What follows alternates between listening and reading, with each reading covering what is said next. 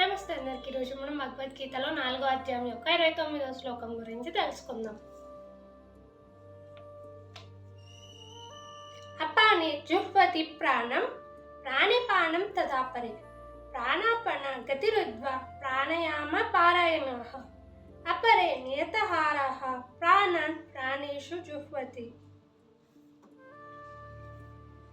అంటే ఇంద్రియ నియంత్రణతో ఉండాలి అని ముందు శ్లోకాల్లో చెప్పుకుంటూ ఉంటున్నాం. అసలు ఈ ఇంద్రియ నియంత్రణ ఏంటో ఈ శ్లోకంలో తెలుసుకుందాం.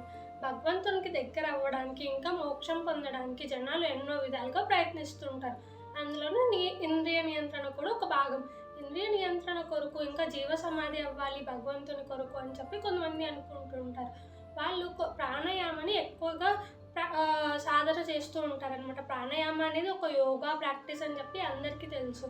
అంటే మన శ్వాస ఉచ్ఛ్వాసని కంట్రోల్ చేస్తుంది, నియంత్రణలో ఉంచుతుంది.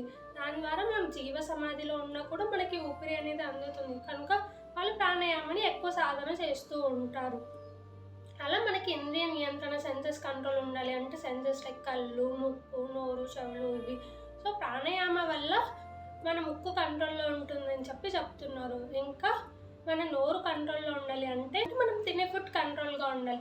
కేవలం భగవంతునికి సమర్పించింది తినడం వల్ల మనకు ఫుడ్ ఇంటేక్ అనేది తగ్గుతుంది. అప్పుడు నోరు కూడా కంట్రోల్గా ఉంటుంది. అలా మన ఇంద్రియాలను కంట్రోల్గా ఉంచుకోవాలి, ఇంద్రియ నియంత్రణతో ఉండాలి, సెన్సెస్ కంట్రోల్తో ఉండాలి. ఎలా ఉండాలో ఈ శ్లోకంలో తెలుసుకుందాం. వాటి వల్ల వచ్చే లాభాలు ఏంటో మీకు తెలిస్తే కమెంట్ చేయండి. తదుపరి శ్లోకాల కోసం యూట్యూబ్లో లైక్, షేర్ అండ్ సబ్స్క్రైబ్ చేయండి. అండ్ ఇన్స్టాగ్రామ్లో ఫాలో చేసేయండి.